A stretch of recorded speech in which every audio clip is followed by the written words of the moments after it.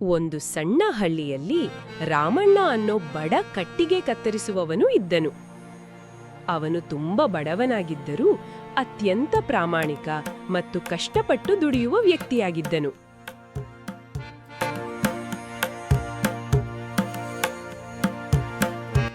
ಬನ್ನಿ ಮಕ್ಕಳೇ, ಏಕೆ ಕಾರ್ಟೂನ್ಸ್ಗೆ ಸ್ವಾಗತ, ಸುಸ್ವಾಗತ.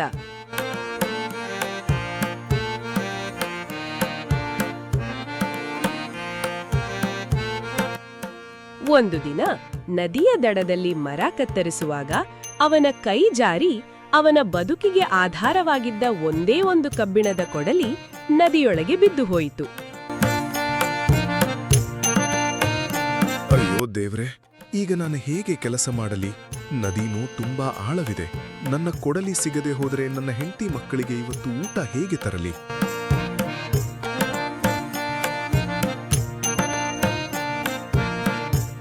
ರಾಮಣ್ಣನ ಅಳುವನು ಕೇರಿ ಆ ನದಿಯ ದೇವತೆಗೆ ದಯೆ ಬಂದಿತು. ಅವಳು ನೀರಿನಿಂದ ಮೇಲೆ ಬಂದು ಪ್ರತ್ಯಕ್ಷಳಾದಳು.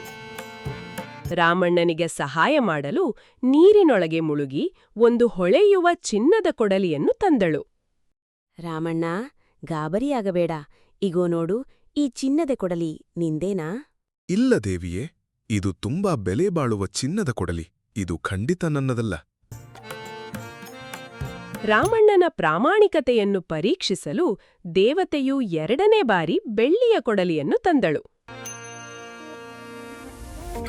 ಅದನ್ನು ಅವನು ನನ್ನದಲ್ಲ ಎಂದಾಗ ಮೂರನೇ ಬಾರಿ ಅವನ ಹಳೆಯ ಕಬ್ಬಿಣದ ಕೊಡಲಿಯನ್ನು ತಂದು ತೋರಿಸಿದಳು. ಸಂತೋಷದಿಂದ ರಾಮಣ್ಣ ಅದು ನನ್ನದು ಎಂದು ಹೇಳಿದನು. ಹೌದು ದೇವಿಯೇ, ಹೌದು, ಇದೇ ನನ್ನ ಕಬ್ಬಿಣದ ಕೊಡಲಿ. ತುಂಬಾ ಧನ್ಯವಾದಗಳು ದೇವಿಯೇ. ರಾಮಣ್ಣ, ನಿನ್ನ ಈ ಅಪ್ರತಿಮ ಪ್ರಾಮಾಣಿಕತೆಗೆ ನನಗೆ ತುಂಬಾ ಸಂತೋಷವಾಯಿತು. ಇವತ್ತಿನ ಕಾಲದಲ್ಲಿ ಆಸೆಗೆ ಬೀಳದ ನಿನ್ನಂತಹ ಒಳ್ಳೆಯ ಗುಣದವನಿಗೆ ಈ ಚಿನ್ನ ಮತ್ತು ಬೆಳ್ಳಿಯ ಕೊಡಲಿಗಳು ನನ್ನ ಕಡೆಯಿಂದ ಉಡುಗೊರೆ. ಇವುಗಳನ್ನು ತಗೋ. ರಾಮಣ್ಣ ತನ್ನ ಪ್ರಾಮಾಣಿಕತೆಯಿಂದಾಗಿ ಕಳೆದುಕೊಂಡ ಕೊಡಲಿಯನ್ನು ಮಾತ್ರವಲ್ಲದೆ ಶ್ರೀಮಂತನಾಗುವ ಸೌಭಾಗ್ಯವನ್ನೂ ಪಡೆದನು.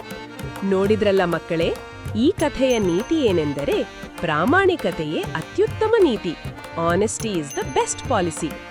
ನಾವು ಎಂತಹದ್ದೇ ಕಷ್ಟದಲ್ಲಿದ್ದರೂ ಆಸೆಗೆ ಬಿದ್ದು ಸುಳ್ಳು ಹೇಳಬಾರದು.